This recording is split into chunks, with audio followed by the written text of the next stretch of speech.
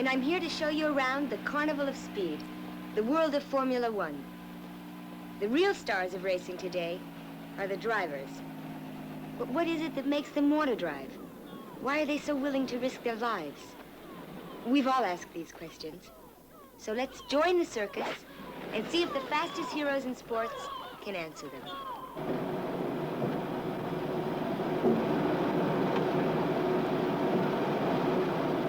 More than anything else, Long Beach lives on oil. Mechanical storks endlessly pumping black gold. A reminder that the energy crisis concerns car racing as well.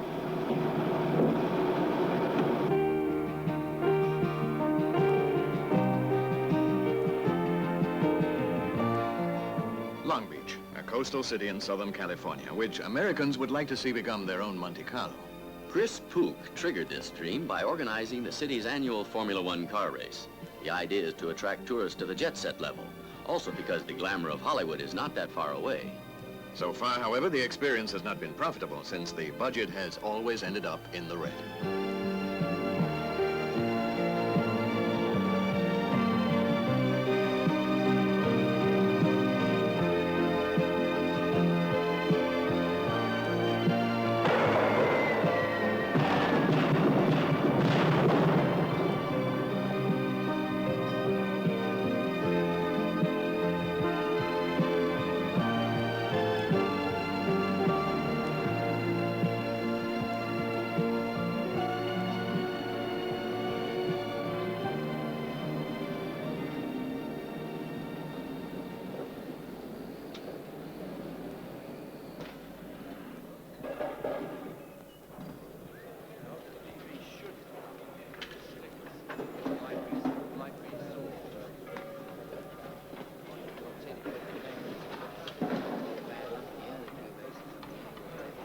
Drivers. 60 cars, each worth an average of almost $200,000. 17 races on 4 continents over a 10-month period. Such is the daredevil circus of Formula One. It used to be a sport. Today, more than anything else, it's a colossal business worth millions of dollars.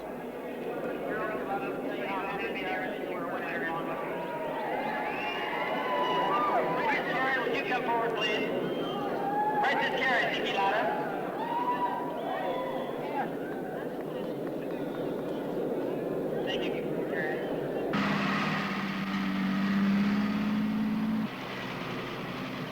Once a year, the peaceful boulevards of Long Beach are turned into a noisy racetrack. Even Hollywood actors come to watch, like James Coburn. Are you happy that finally the West Coast has car racing? Oh, yeah, well, it's about time. Ben? Yeah. People around here have always been car enthusiasts, but I grew up around this area. In like 45, 46, 47, during the war, we had races out, drag races. Little cars that we made, V8s, 4-cylinder Fords, and we'd strip them down and race them. Saturday, Sunday, Monday, anytime we had a car. Tear them down and race them again. It's our only form of activity.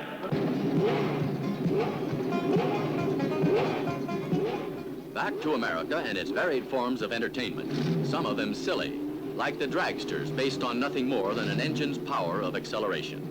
Traffic light duels turned into a sport. Competition takes place along a straight stretch a quarter of a mile long, a brief test of speed beginning from a standstill, with no apparent goal beyond that of providing the basis for some heavy betting.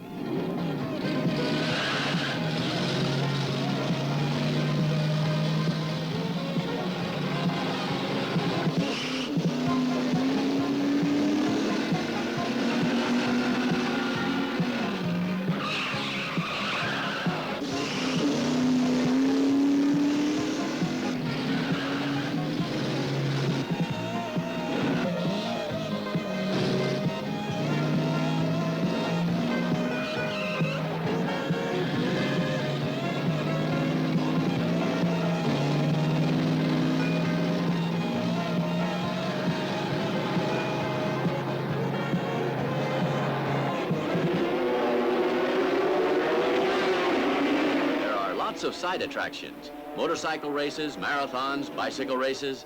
These are the extras who precede the big stars. Let's hear what another actor has to say. Gene Hackman. I was really surprised to see you here. Yeah, I'm a little surprised to see myself here. Are you a racing fan? Yeah, I've always been a racing fan. I was brought up in Illinois, Danville, Illinois, which is very close to Indianapolis, Indiana, where they have a big 500-mile race, and so we used to go there as a kid.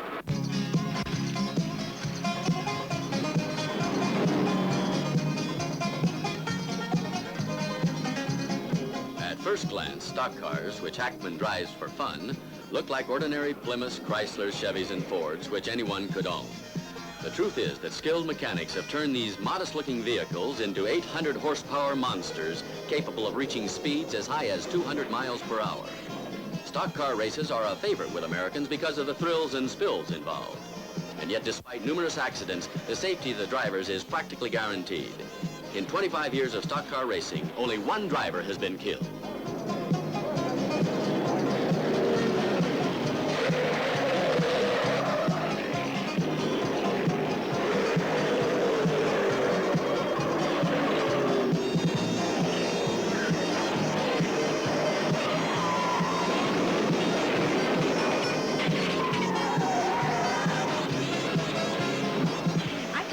I talked to the drivers, the Formula One drivers, and they just, I'm trying to find out, you know, if they're really frightened about it, if they think about death, if they're worried about it. They say it's just a job like any other. Yeah, I suppose that's the way they have to approach it. I think that if they thought about it, you know, too realistically about what could happen constantly, they wouldn't be doing it, you know. Mm-hmm. There was a fellow killed a couple of weeks ago in Africa, and he was, you know, it was just really one of those stupid accidents that shouldn't have happened, but it did. Somebody walked across the course.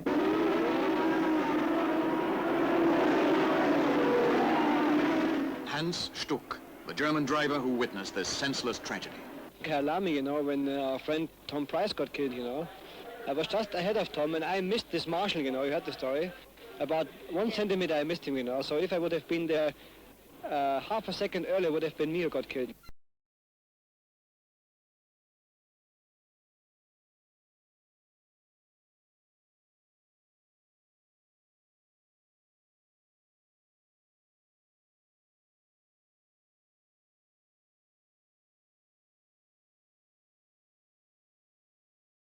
They are stars, I mean, absolutely. They're stars that can go out like that, you know, and that's why they live that life right on the edge.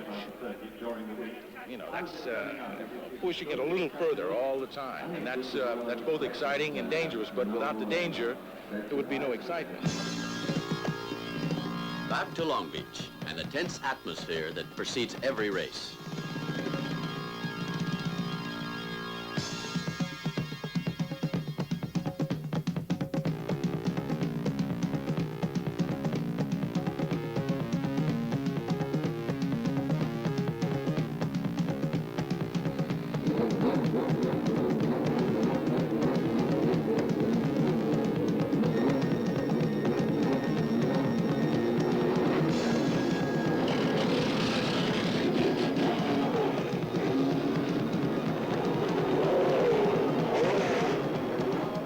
Drivers feel the tension in their stomachs. Some are overcome by fits of gagging.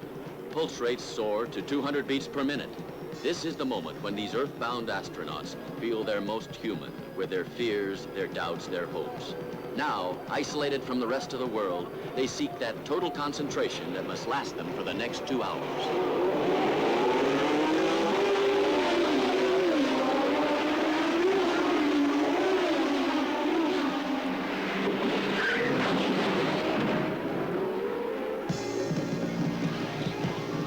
James Hunt's McLaren is off to a dramatic flying start that affects 2 other cars as well, driven by Carlos Reutemann and Vittorio Brambilla. This spectacular leap, only 300 yards from the start, was made possible by the incredible power of Formula One engines.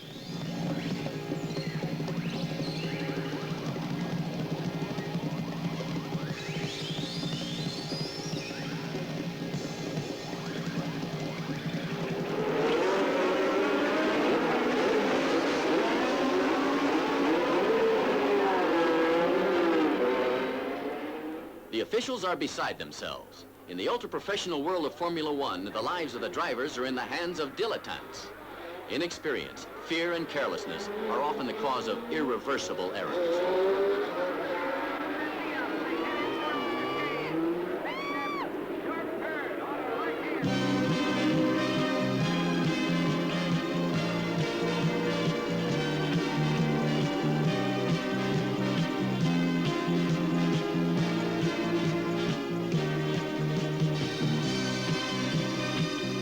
Minimum weight, 575 kilograms.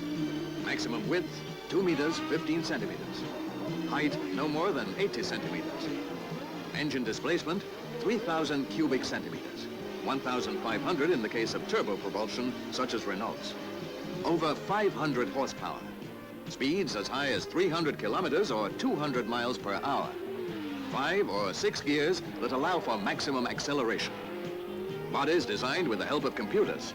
Tires that are 21 inches wide. Fuel tanks whose total capacity must not exceed 250 liters or 70 gallons of fuel. This is today's Formula One car.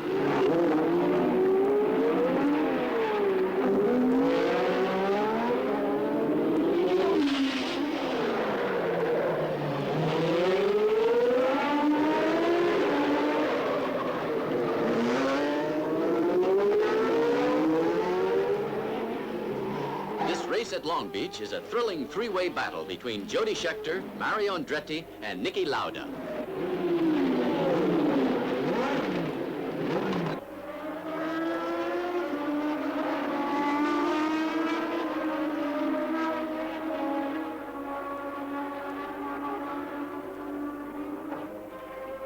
The rear ailerons are one of the principal features of a Formula One car.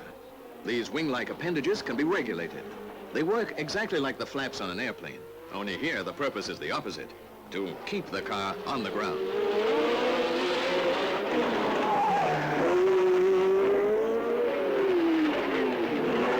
A momentary distraction that could disqualify John Watson. He stopped on the track next to the low wall and closing the pits.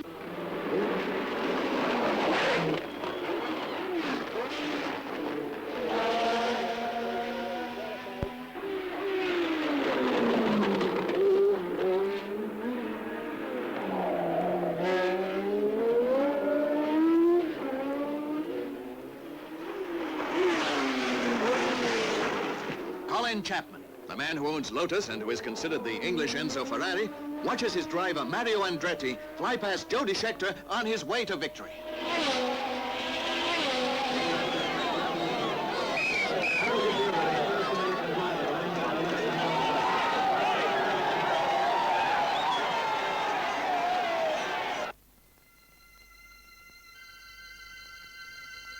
The impossible, the bold exploit, the breaking of a record.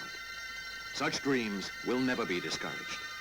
In 1898, a French aristocrat de Chasseloup-Laubat became the first man to challenge a speedometer.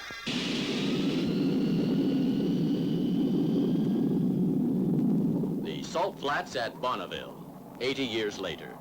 Aboard the Spirit of America Sonic, Craig Breedlove is making another attempt to break the world ground speed record. Yet he probably has no idea of what lies in store for him.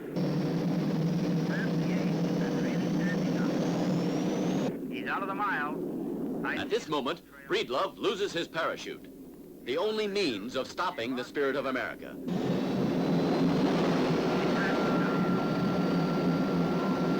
He's out of control.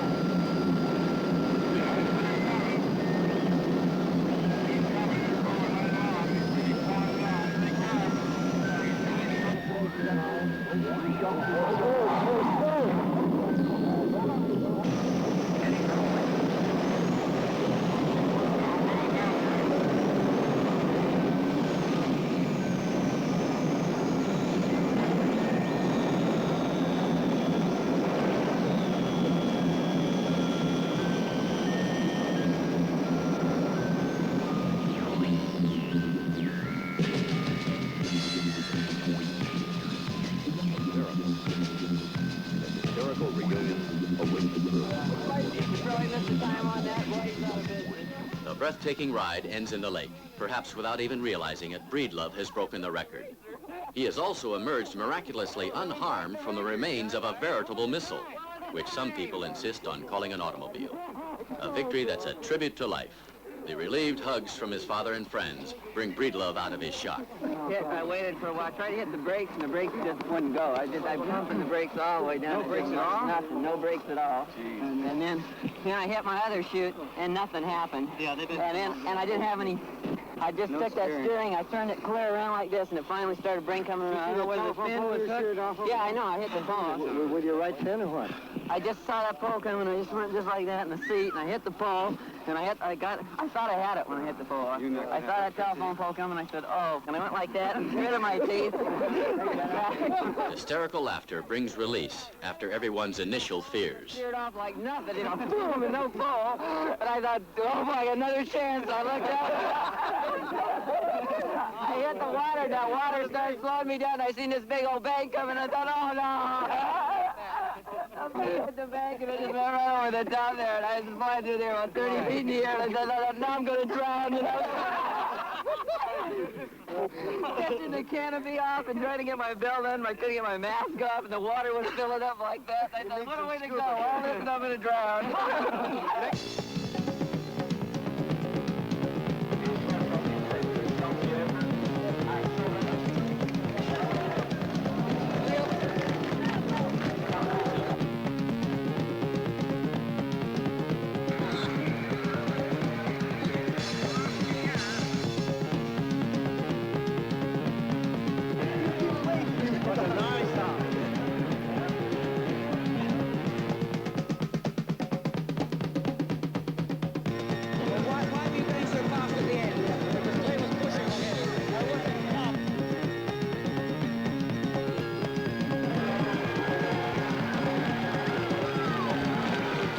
One man's record to the record man. Niki Lauda, the 29-year-old Austrian champion known as the Computer, and probably responsible for much of Formula One's renewed popularity. Revered by some, despised by others, his name has already become a legend.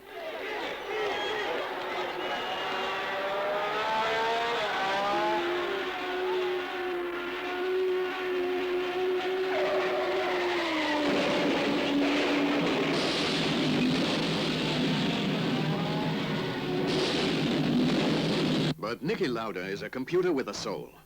In this film clip, never seen before, one is able to see that the accident at the Nürburgring was probably due to human error. How could a driver like Lauda make a mistake? It happens. In Formula One, the minimum loss of concentration and the inherent pressures of car racing are paid for at a high price. On the very eve of that German Grand Prix, there had been severe criticism of Lauda from Maranello. They felt he wasn't as dedicated as he used to be before his marriage to Marlena.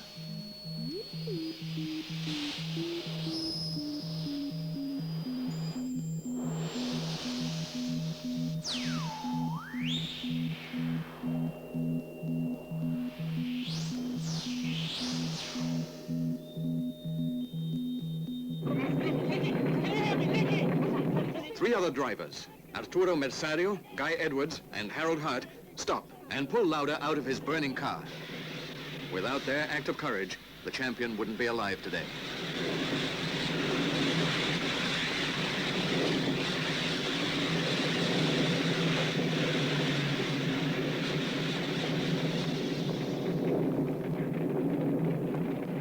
About the accident, how you felt? How you felt when you saw him the first time? Terrible, of course. But I saw that I didn't want to see him, yes? Because I was very scared, and I hold the doctor like this. Don't leave me alone, when he says he's lying there. But then I went there, and I said, and I was very strong. I thought I'm going to fall down like this. He was completely indesfigurato, como se dice? Yeah. Yeah. And now you don't want to think about it anymore? No, because I forgot, you know? And I read all this in the paper, and I can't remember really, but I said, it's finished, finished. Thank God. Yes. Yeah. So I can't really remember what I was feeling, you know? Uh-huh.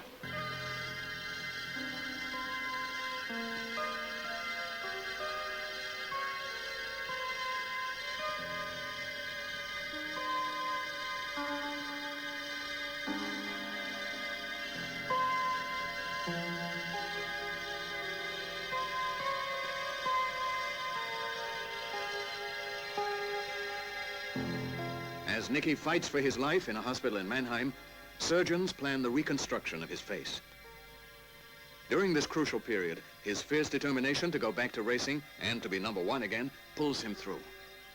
And Marlena's constant presence is a confirmation that life goes on. You know, for me it was completely normal. You know, I thought, shit, in troubles now, so what I have to do, I thought. So follow the doctor's instructions 200%, not only 100%, because it will not be enough.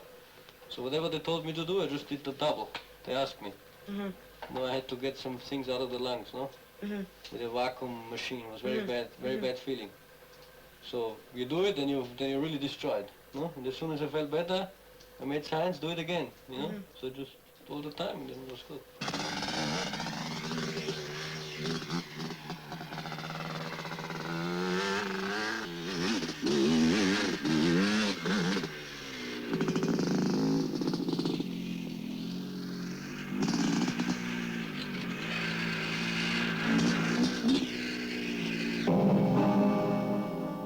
Do you take care of your own money? Yes. Yes? Yes. You manage it, you invest it, I spend it. you spend it. Yes. You mostly spend it. Yes. You think you make too much money? No, I think I make too little money. Too little money? Yeah? What's the most important thing to you in racing? The money? Money? Yeah, the money. No, not totally unimportant. Well, what is it then? The glory, the Success. success? Sure, absolutely. I've spent a lot of my own personal money on motor racing.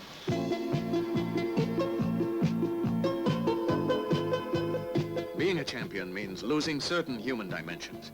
It means spending 10 months out of the year far from home, 350 hours of air flight, seeing the world from a series of hotel rooms. But it also means becoming rich. In a single season, a top driver can earn anywhere from $500,000 to over $1 million.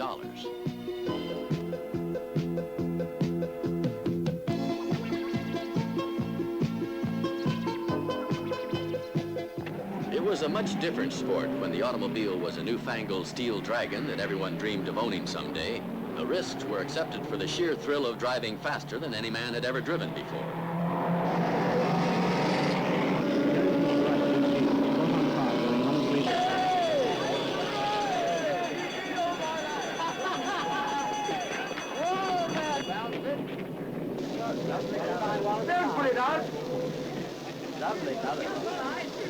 Who do you admire the most? I like Hunt very much because James is a nice guy, funny guy, and I like him, you know. Yes.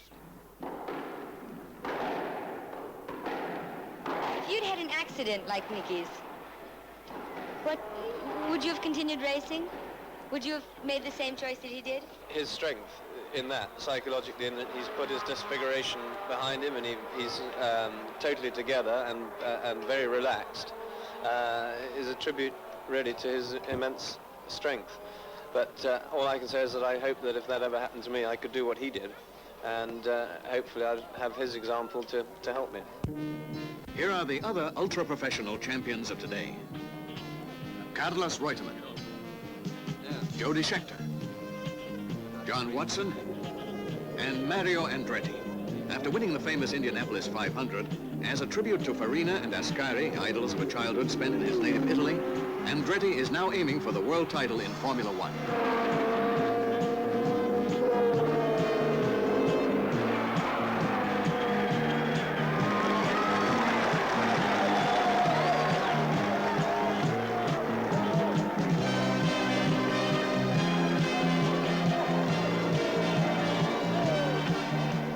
You're 37, right? 37. You've won almost every possible thing that there is to win in motor racing. Why do you still continue? Oh, I think I have a lot to accomplish yet, no question. I haven't won your heart yet. I have to take another couple seasons for that. Okay, I'm ready. And the other problem is, of course, I have a very ambitious goal in front of me, and that is to become world champion. That's the immediate goal. So, again, I plan to keep doing it until I feel that I've accomplished that. I don't know if I ever will, but I at least want to feel that I've given it every opportunity.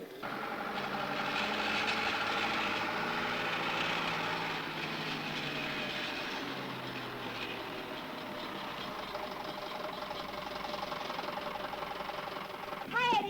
Hi, what are you doing here? Is that yours? No. It's not mine, but I might buy one. Just like that? What do you need it for? You know, I needed to come here to interview you. Needed to go Can I try around. it? You want to drive it? Yeah. You have a driver's license? I think so. I got a license. Yeah. Okay, you You can teach try. her. Okay. Eddie Cheever, one of the many youths who live in the shadows of their idols and who embark upon careers equally as honorable. To earn their place in the sun, they too must sacrifice a great deal and are already professionals at 20. Such are the demands of modern-day sports. So how did you get started? When you were 12, you just had this passion for racing. No, my mother gave me a go-kart as a Christmas present. When I drove it the first time, it was the best sensation I ever had. I mean, I think probably ever had What in my whole was it? life. Can you tell me what sensation it was? I really can't explain it. It was incredible. Just being able to do what I wanted with what I was driving. I could express myself very well through the steering wheel and the engine, and I liked the sound, and I liked the people. I just found it enjoyable. I thought it was really great. Go-karts, Formula One in miniature, 13-year-old aces, and perhaps one or two future champions, since this is often the first step. Riccardo Patrese, Elio De Angelis, Eddie Cheever, and many others started off in this specialty. And you think Formula One is the top? Well, that's right. Mario Andretti is a good example. He's won everything else, but he hasn't won Formula One. Until he has won, then I don't think he will be content. It is. They're the best drivers, the most advanced cars, the best engines, the best tires, the best tracks, all of it. It's the best in everything.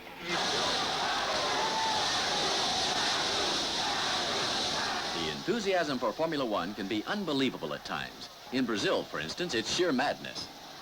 After Pelé, another champion has won the hearts of the crowd. He's also won 2 world titles, Emerson Fittipaldi. El Rato to his fans. He was discovered by Colin Chapman, and he won his first world championship with Lotus. And his second for McLaren.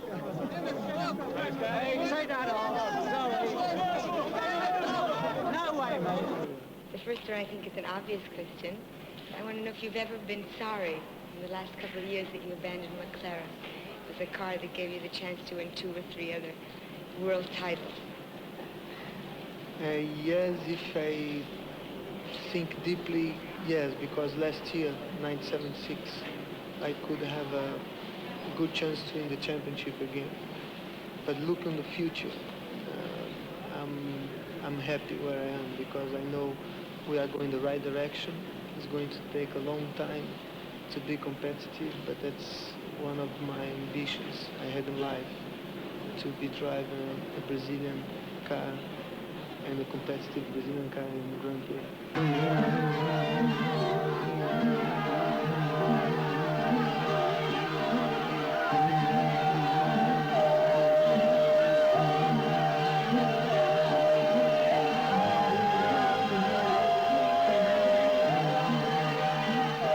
This is the welcome Fittipaldi was given by Sao Paulo, his hometown, after winning his 2nd world title. Thought-provoking, isn't it? Since then, with nationalism as an excuse, Fittipaldi has opted for Copa Schuka's dollars, and now has to be content merely to place.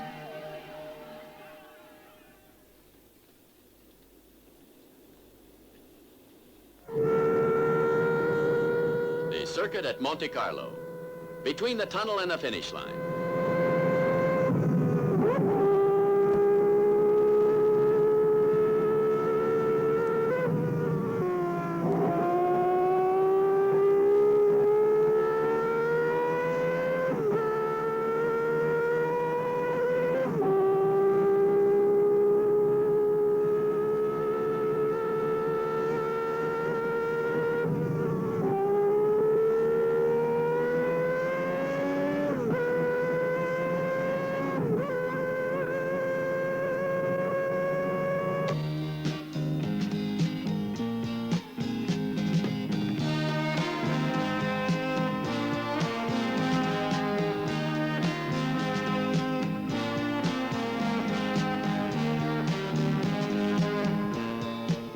The Principality of Monaco is a paradise for many professional sportsmen. To avoid the taxman, it has become the legal residence of Ronnie Pedersen, Jody Scheckter, and tennis star Bjorn Borg. Since Monaco covers no more than 2 square kilometers, skyscrapers abound, and constant attempts are being made to push back the sea by means of landfills. Needless to say, real estate speculation is rampant.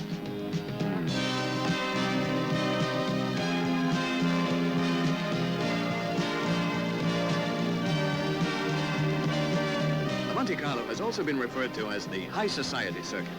The lobby of the Hotel de Paris often boasts some of the leading figures in world finance, like Mick Flick, the man who owns Mercedes.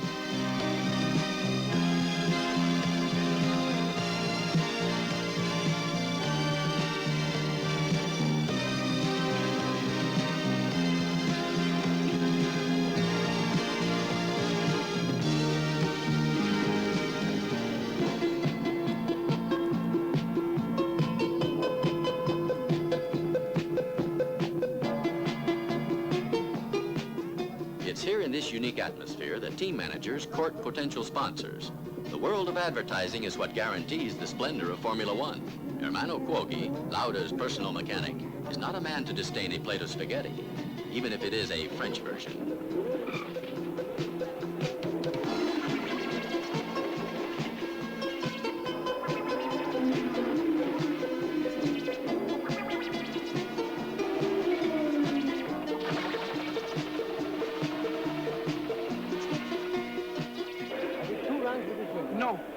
Niki Lauda and Mauro Forghieri in a heated argument.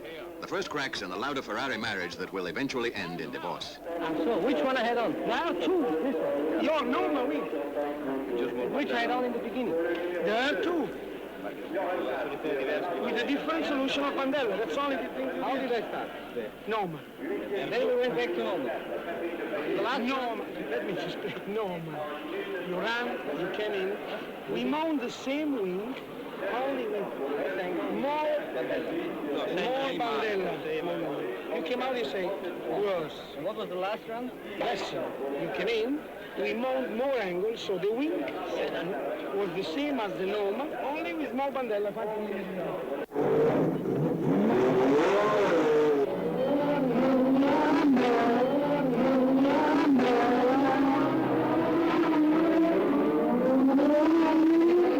The trials are held in the rain. Speed is obviously diminished, despite the mounting of special tires used for wet tracks.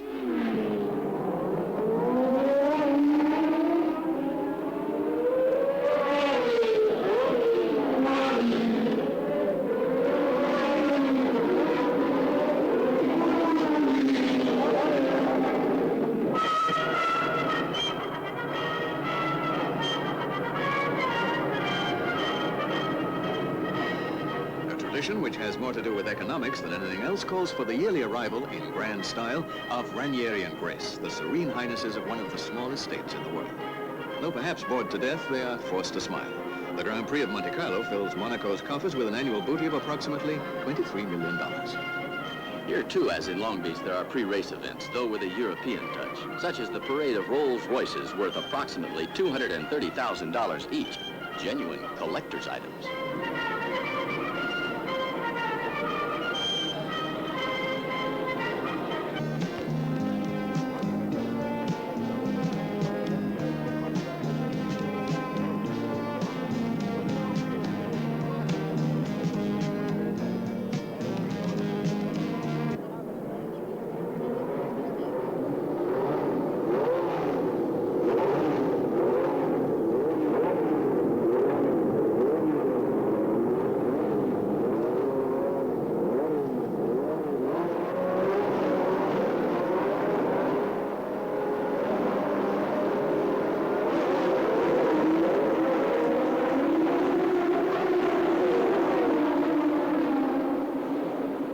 At Monte Carlo, where passing is almost impossible, a car's starting position is fundamental. Watson miscalculates and his wheels spin on the crosswalk stripes, losing traction and precious seconds.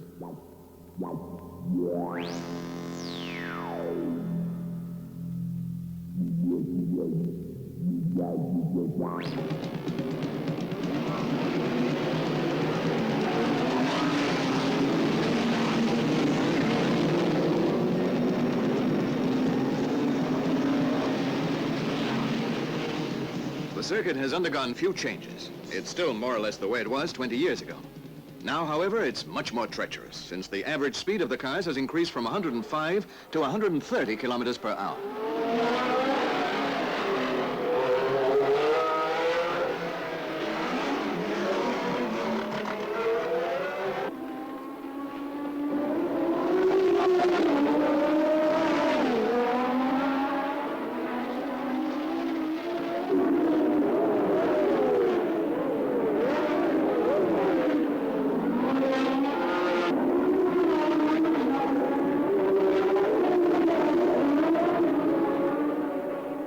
This in-town circuit demands special concentration and millimetrical precision. There's something slightly incongruous in the sight of these ultra-modern one-seaters racing through the Principality's old narrow streets. The tortuous course calls for no less than 1,200 changes of gear, and by the end of the race, the right hand of every driver is bruised and bleeding.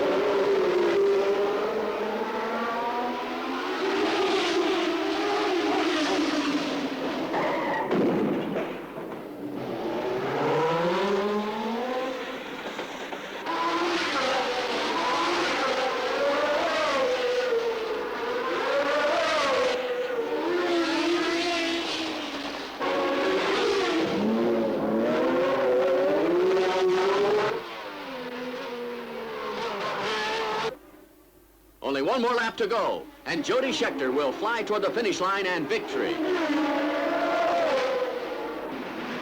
It's a special victory because it marks the 100th win for the 8-cylinder Ford Cosworth engine.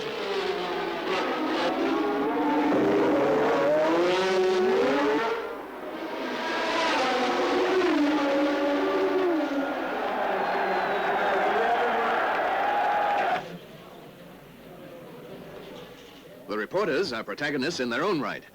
As soon as the race is over, they dash to the telephones and teletype machines to announce to the world what happened this particular Sunday on the high society circuit at Monte Carlo. Le panneau a été montré à Reutemann, qui, en pilote obéissant.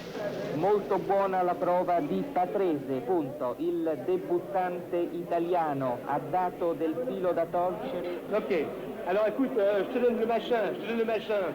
But only 3 behind Nicky Lauda. A 3 righe su 6.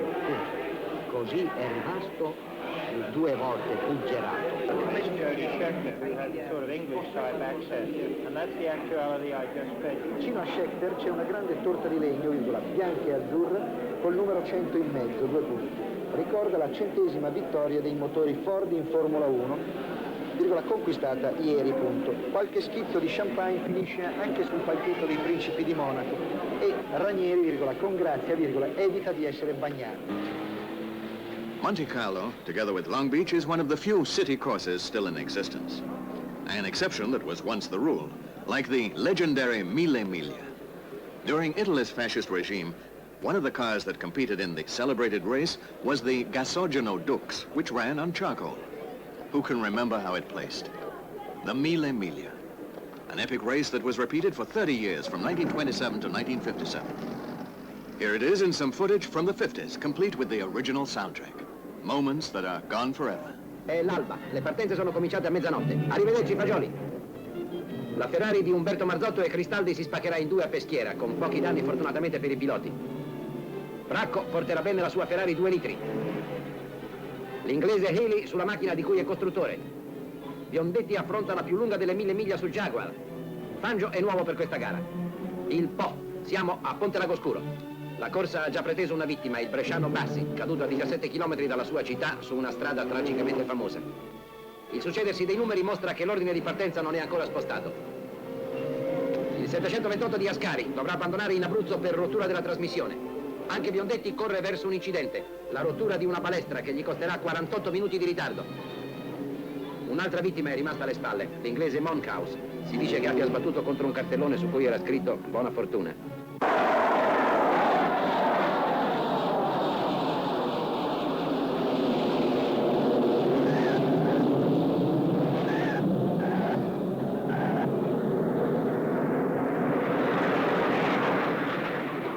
Formula One of today benefits from the latest aeronautical devices as well. A case in point is the Brabham Alfa Romeo, which uses the same braking system found on the Concorde. Why did you move to Brabham? Because I want to change, and I believe that the Brabham Alpha team is the best I can go to. Are you excited about racing in a revolutionary car? Yes. Challenging Ferrari? Yes, very much, because I believe that the new Brabham is going to be a very good car. The team had some difficulties in the past winning races, and I'd like to work together with them and try to see what result we can achieve. But are you interested in racing against Ferrari? Yeah, I'm interested in racing against everybody, but the people always say they don't know how much part of the success in Ferrari is Ferrari or how much part is Lauda. So in the future we will see. If Ferrari is more successful than I am, you know that Ferrari was better than Lauda. If I'm more successful in Brabham, we know that I did a good part in it.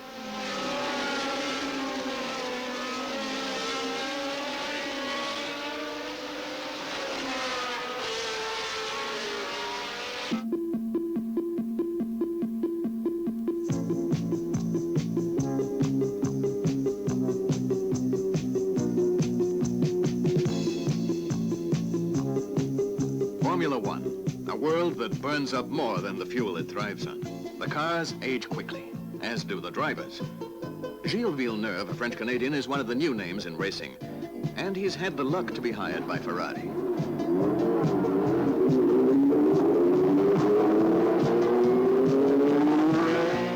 Carlos Reutemann, the current #1 at Ferrari, is an excellent test driver.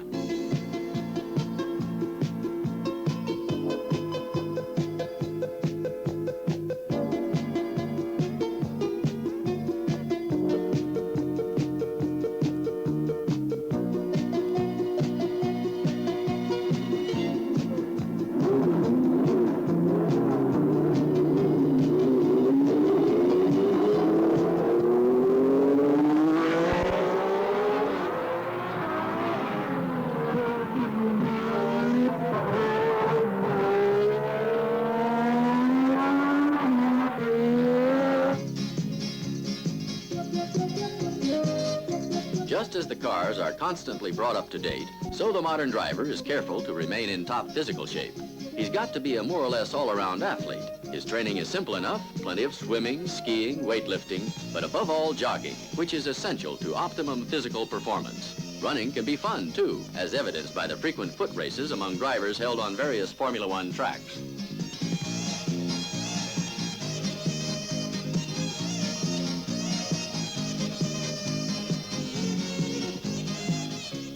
They say you don't know what friendship and gratitude are. When you win, you have 1,000 friends. When you're second, you have 500. And when you're third, you have 100. But they're only with you because they think maybe he wins again, and then I'm still there. But when you're fourth, nobody thinks about you anymore.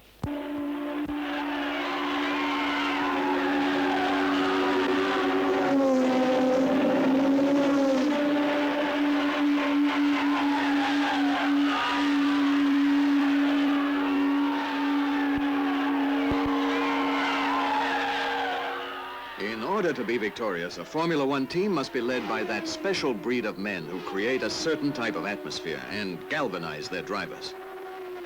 Luca Montezemolo belongs to that breed. After 11 frustrating years, Ferrari is back at the top thanks to his inspired guidance. His genuine enthusiasm is also responsible for his improvised boxing match with Monte Carlo's fearless gendarmes and his fracturing a leg once in the pits.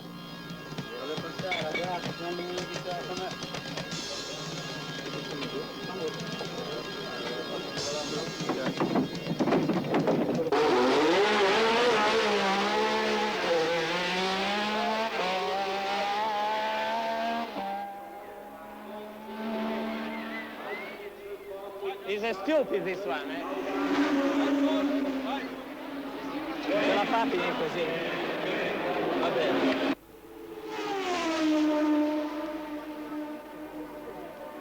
Okay? Okay. Bogey!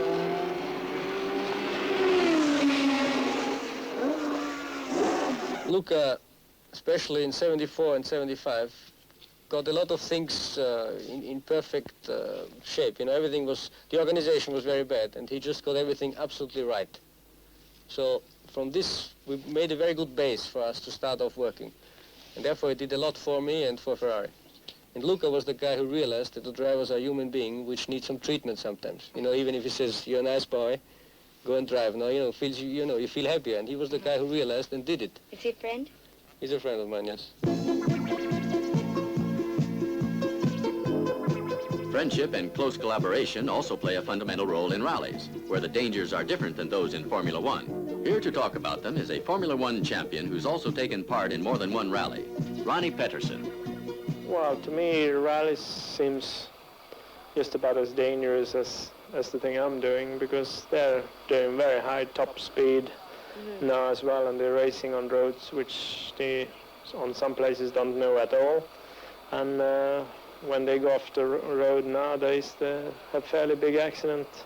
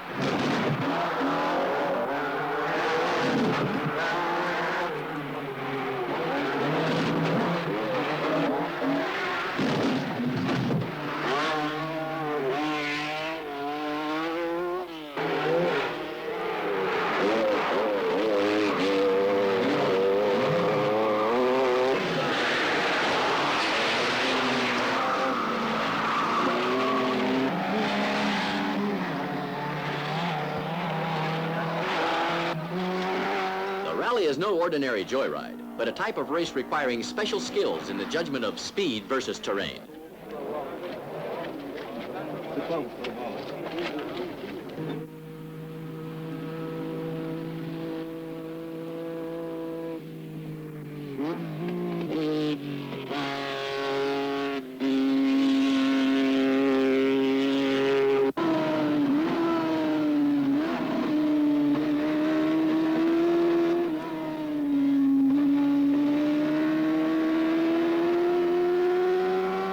The greatest rally champion today is considered to be Sandro Munari.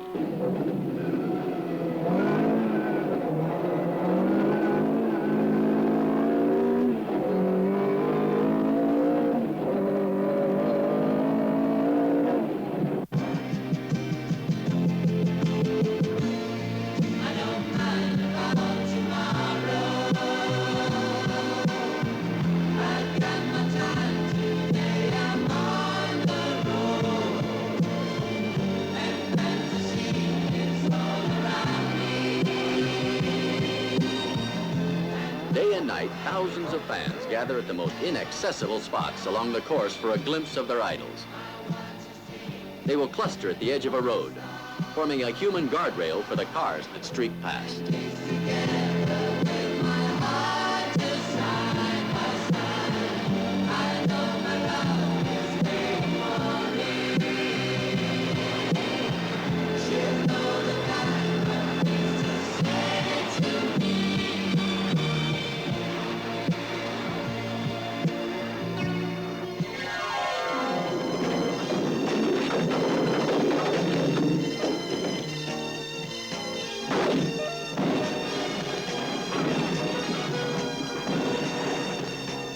But rallies are only one test of the technical research carried out by the big-name companies.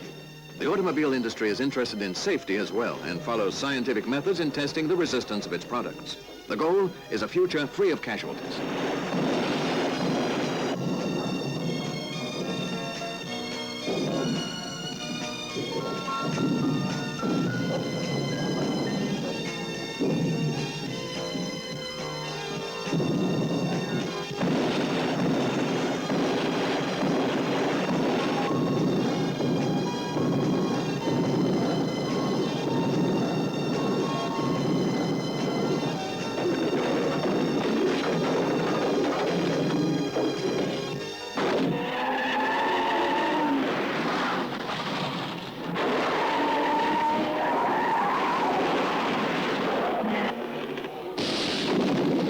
problem of safety concerns the drivers more than anyone else. Much work is done on the cars and the tracks in order to avoid further tragedies. Since 1974, only 2 drivers have lost their lives in Grand Prix competition. And in a total of 289 Formula One races, only 17 drivers have died.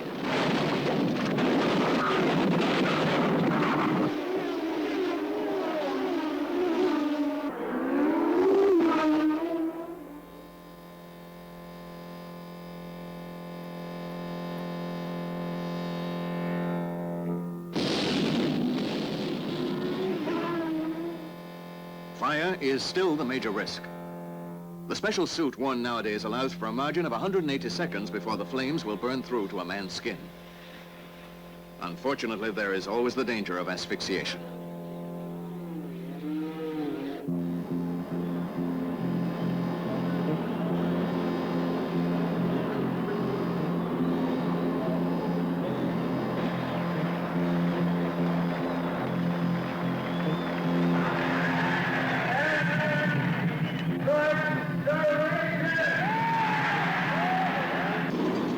The track at Indianapolis, where the famous 500 is held for a total purse of well over $1 million, has often been the scene of spectacular accidents, especially at the starting line.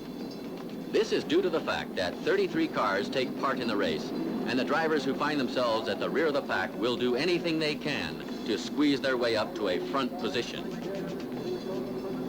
Watch this starting formation very carefully.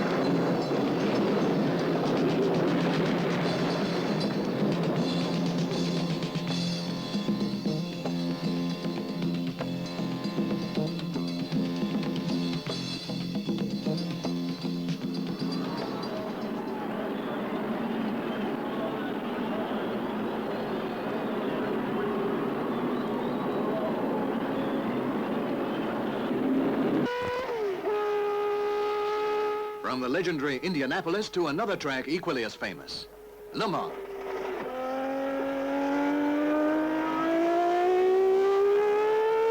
Jackie Ickx, the king of Le Mans, has won this race no less than 4 times and is considered a specialist in a race that has become one of a kind. It lasts 24 hours, from 4 p.m. Saturday to 4 p.m. Sunday. A marathon like no other that always attracts an enormous crowd. 200,000 spectators thrill to the 350 kilometers per hour that are reached on the straight stretch known as the unedited. The 24 hours of Le Mans used to be an extremely important technological proving ground and carried great prestige. But today, with the decline of the sports car, it's more of a unique, colorful attraction than anything else.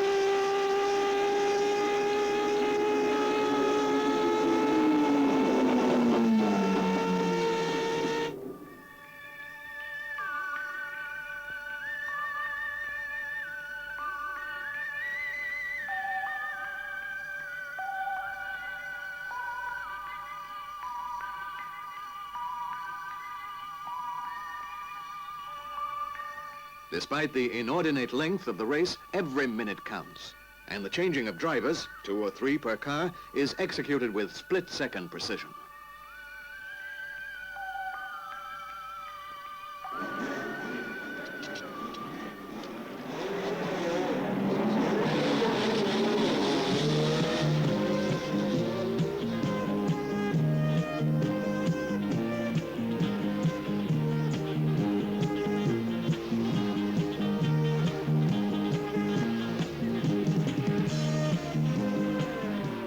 Is always decisive at Le Mans. This is when the crucial maneuvers are made that will lead to ultimate victory or bitter defeat. Dawn for the drivers is the most difficult moment of all. Fatigue begins to slow their reflexes.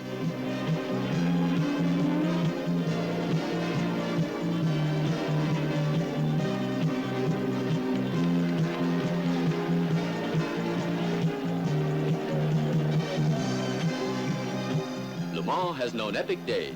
Duels that are still talked about, like medieval legends of chivalry. Ferrari versus Jaguar, Ford versus Ferrari. Today, the major contestants are Renault and Porsche.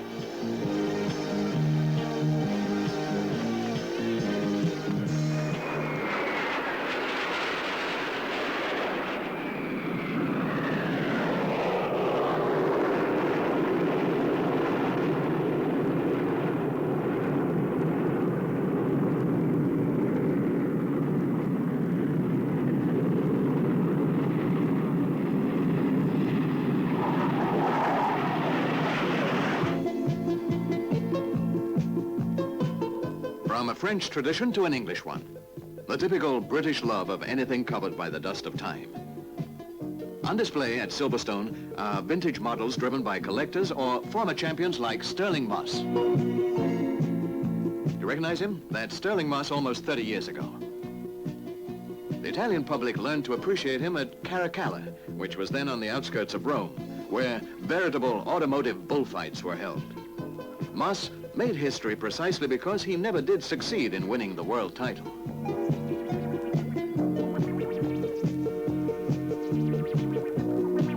He wasn't very lucky that day at Caracalla either, and was forced to drop out because of a broken wheel. His career ended rather early, when he was only 33, because of a serious accident at Goodwood on April 23rd, 1962.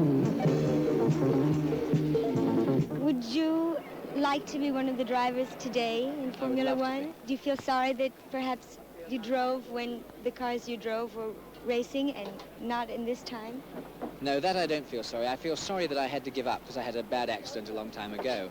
I would not change my period of racing for today because I think that although it's enjoyable today, they don't have the same humor, the same fun, the same... I mean, you know, our cars were cut away, you could see more, and if we saw a pretty girl, we're going slow enough to see, you could blow a kiss and you could wave at her. During the race? Oh, sure, yeah.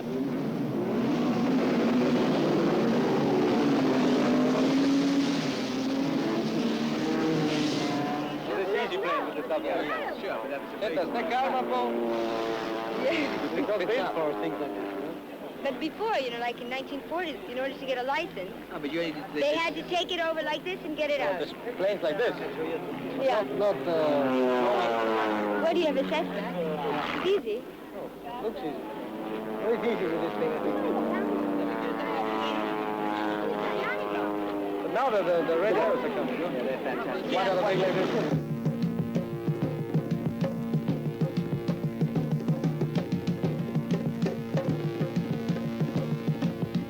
If he were competing today, Moss would most likely be driving one of the highly respected British-made racing cars. As a matter of fact, England is the current home of modern-day Formula One.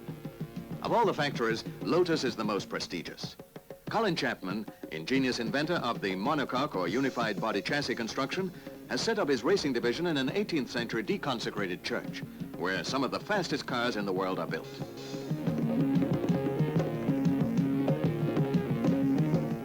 Last year, did you imagine that you'd lead the driver's standings the first season in a car like the Wolf? Did you think you'd be so successful?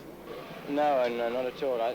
We went out with, I think, the right people, and we had enough money to make it successful, but we couldn't expect to be as successful as it's been. The road to success is difficult and dangerous.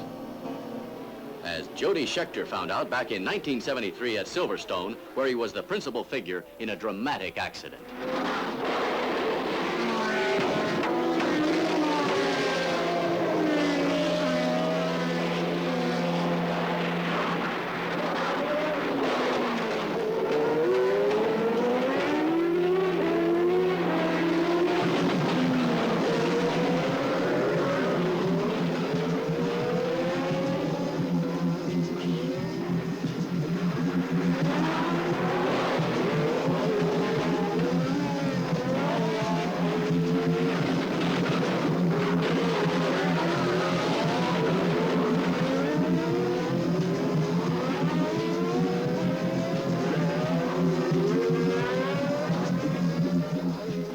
Despite the fact that a total of 15 cars were involved in the smash-up, the South African driver managed to come out of it with nothing worse than a bad scare.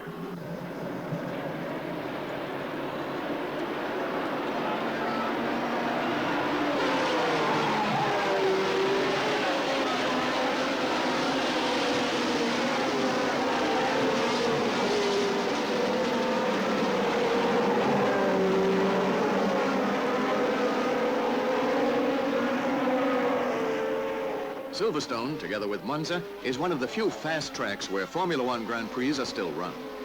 For reasons of safety, the English manufacturers, who use 8-cylinder engines, prefer circuits with more curves, where the ultra-powerful 12-cylinder engines can't be opened up to their maximum.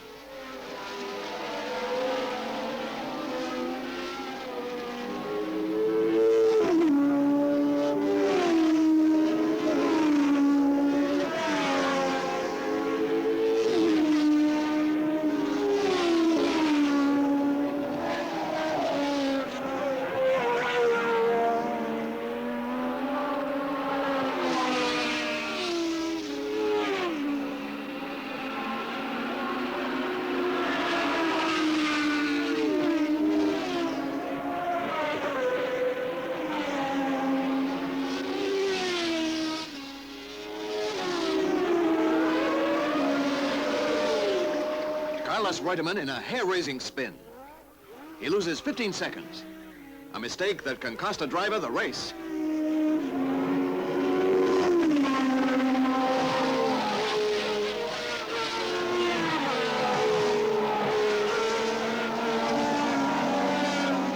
Formula One also means a constant search for new weapons in the battle against time, such as the six-wheeler, which Tyrrell raced for 2 seasons. After a promising debut, this futuristic model ran into a series of technical problems that led to its subsequent withdrawal from competition.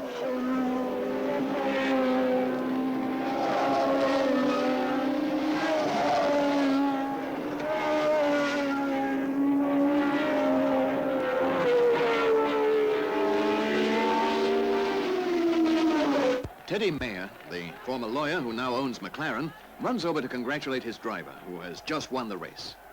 James Hunt.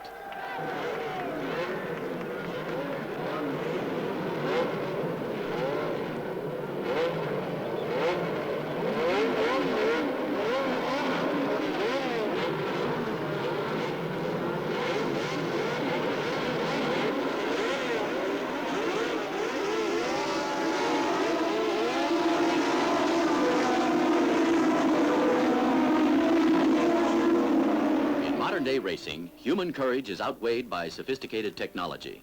The outcome of a Formula One race depends more than anything else on the tires. Chemical blends identified by mysterious initials can allow even mediocre drivers to turn in miraculous results. If a car is technically inferior, even the best of drivers doesn't stand a chance.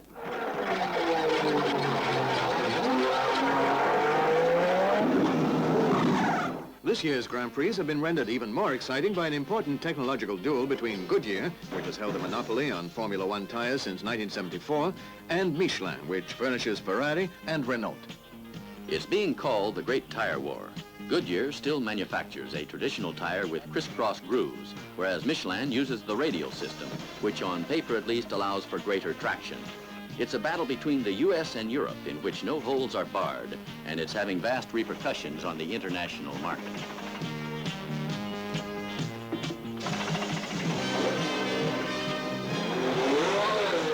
Tires have often played a decisive role in and been the cause of serious accidents, especially at Indianapolis, where speeds average 160 miles per hour.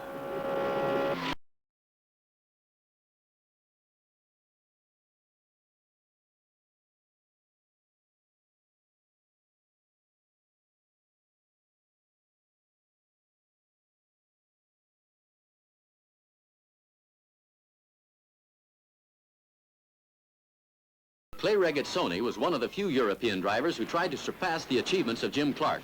During the trials, however, he was the protagonist of an uncanny accident. Now, tell me about Indianapolis. It was a very interesting experience, mainly because I had always wanted to drive those famous 500 miles. And I was happy to be in the race because even though I had a pretty bad starting position, in fact, I was number 30, I still had a chance to win. This never happens here in the Grand Prix. If you are in the back, you are out of the race. At Indy, after 20 minutes, I was already in the 12th position, mainly because it is a long race with many pit stops. You know, one can struggle to get a better position.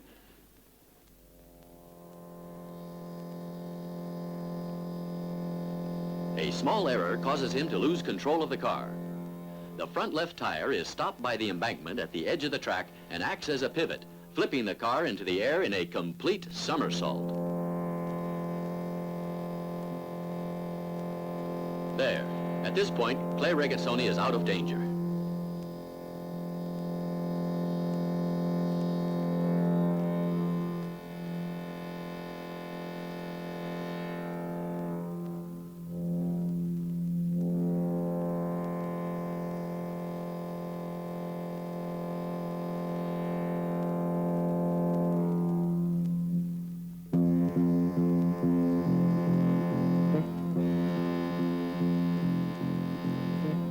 Notice the maximum efficiency of the Indy first aid units, which are already on the spot only seconds after the car has stopped. A point to be taken by their often distracted European counterparts. But Indianapolis is an exception. In the U.S., fans prefer stock car races, where the safety of the drivers is almost assured. They are forced to climb in through the windows because the doors have been welded shut. Thick interior roll bars form an undistortable cage. In this sport, human life is not left to chance.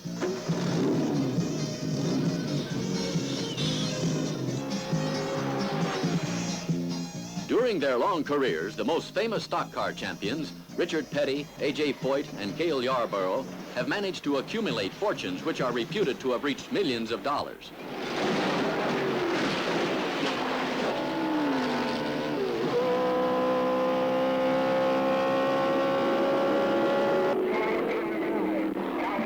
Stock car races are spectacular on all levels. The mechanics put on a show of their own, which is reminiscent of something straight out of a rodeo.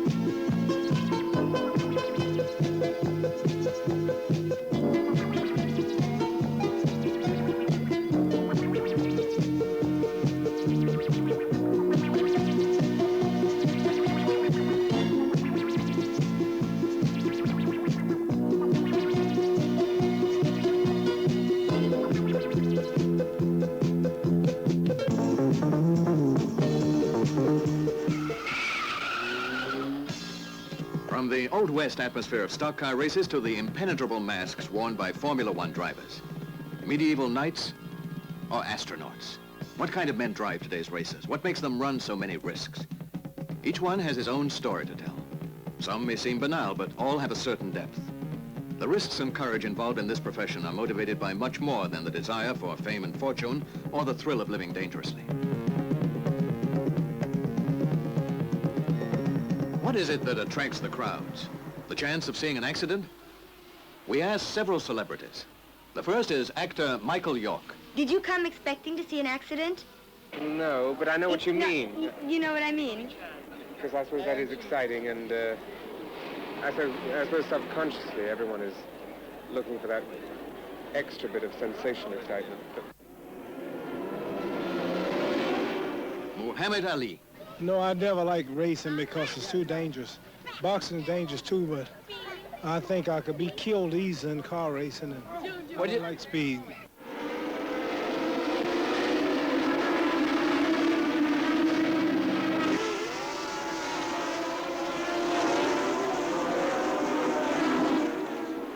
And a man who builds racing cars, Colin Chapman.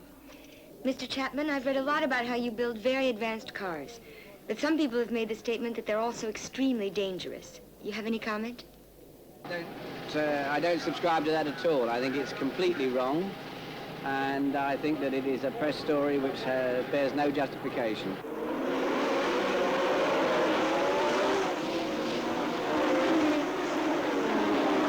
For example, in the race, I never knew that there was somebody sitting in there. Because I drove by, I saw the fire and everything, and I saw Pearlie there running around. So I thought it is the driver who was in the car, is out of the car. You know, I never knew that Williamson was sitting in there, except after the race when I was told.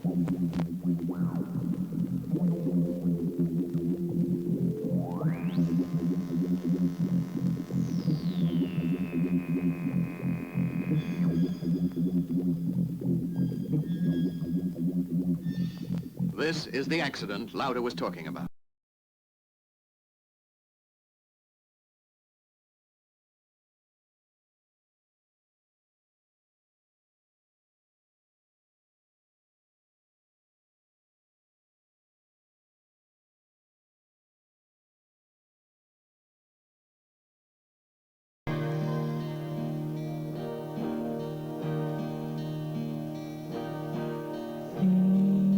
The public prefers to remember these men like this, smiling in their days of glory.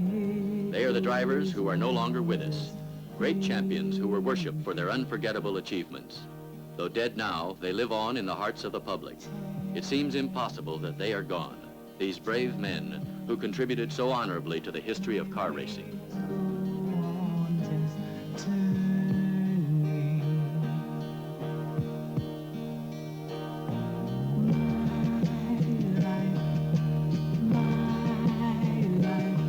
Yes, I've been searching my life. Magic, magic, there's something about it, magic.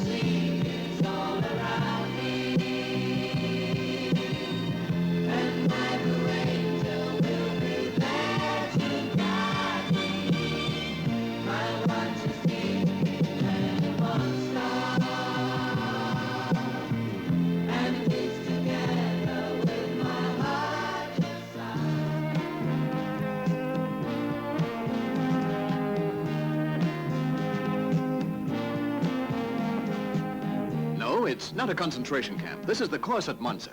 In order to control the crowd, the organizers have had to resort to ferocious trained German shepherds.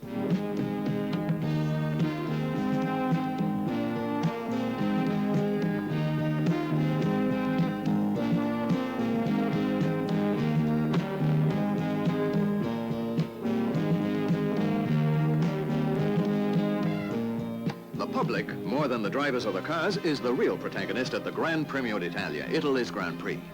The infield and stands are filled with a record crowd of 140,000, one of whom, a 14-year-old boy, will pay with his life for wanting to get a better view of his heroes. The billboard, which he had climbed up on to watch the race, unexpectedly collapsed.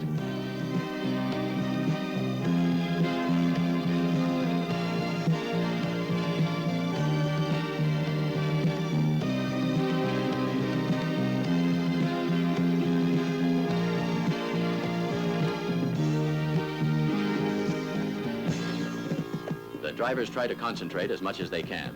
This is the last hour of trials, the crucial one, a mini Grand Prix. The next 60 minutes will establish the starting positions for the big race.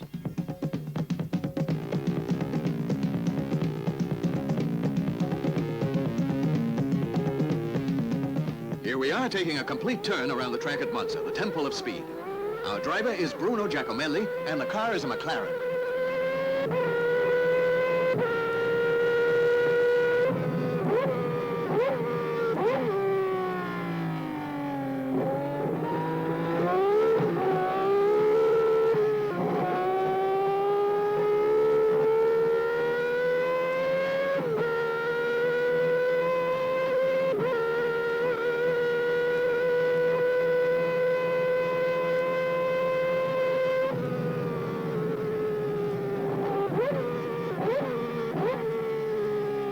Roger chicane.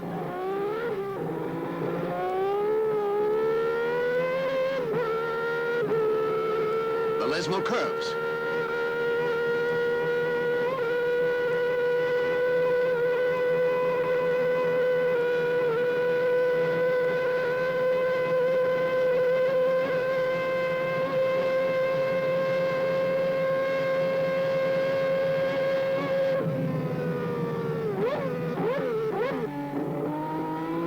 Chicane.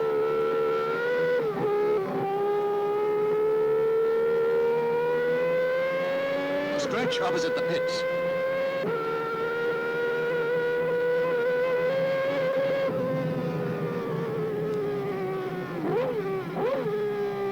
The parabola.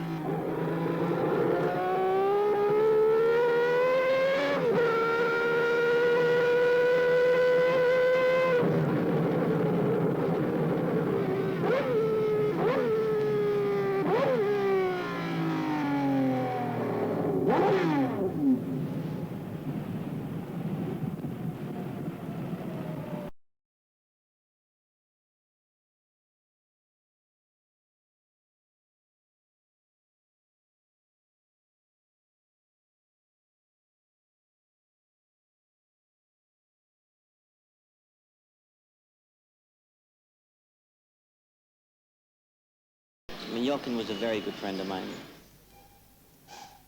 What did you feel when he died? Well, the thing when somebody dies or gets killed, it's always tragic that they have so much to give and there's so much left for them to do. This is the terrible thing.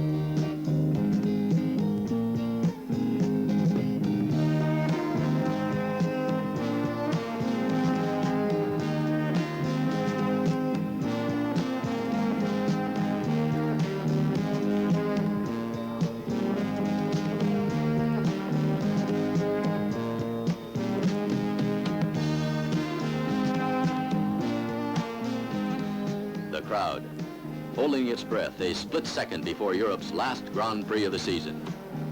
This is the race that almost always determines who will be the year's world champion.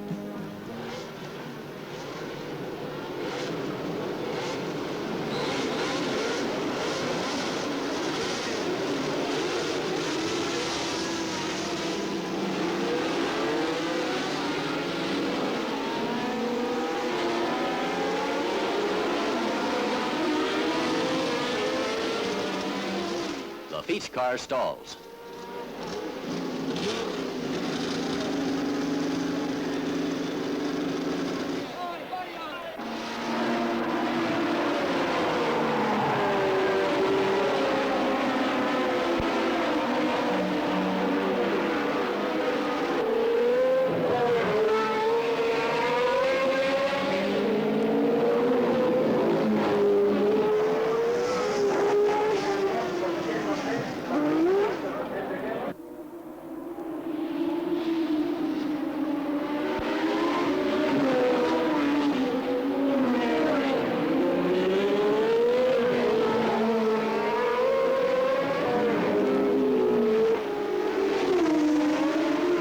Schechter is in the lead. Tambay is forced to withdraw because of engine trouble. I don't know what happened. It was something in the motor. I don't know. It blew. Oil. Blew. It's like that. Yeah. It went pow, pow, pow, pow.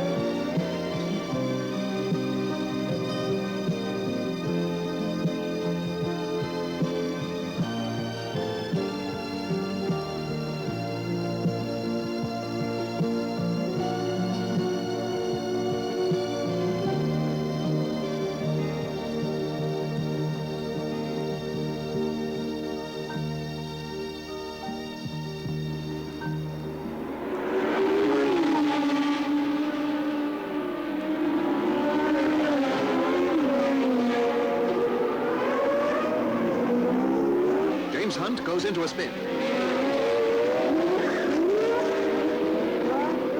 He's hit by Stuck. The other cars miraculously managed to avoid him. Just 10 seconds, enough to seriously compromise his chances of winning.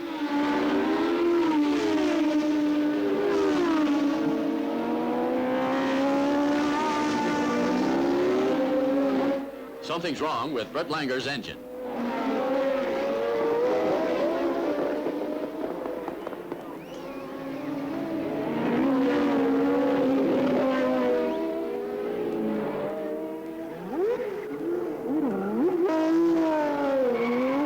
Giacomelli's McLaren is losing oil.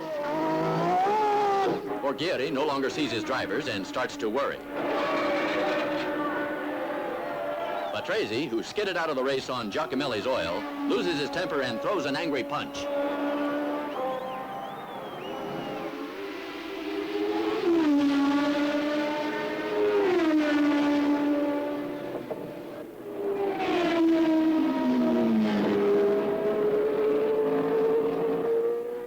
Schechter has withdrawn, and Andretti is on his way to victory. An immigrant's revenge. He wins in the country that saw him leave a poor man and return a champion.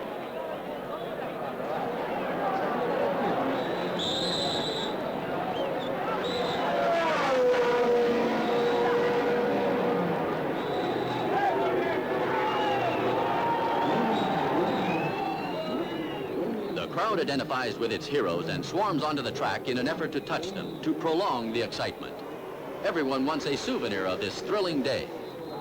Later, the damages will be assessed at several million lira. But that, too, is part of the game known as Formula One.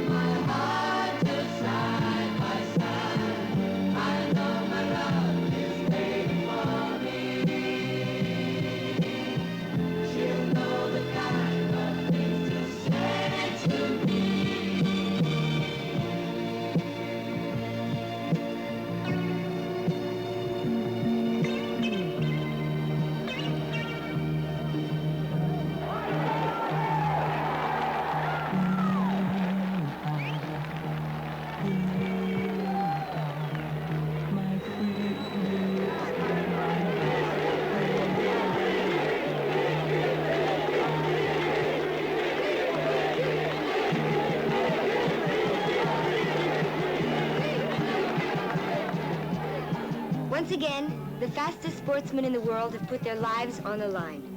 In suffering, in triumph. But why?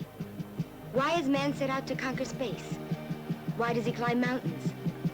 Why does he challenge the ocean depths in lonely adventure? It's that inner torment which impels man to search for his own identity. It's what makes him a man.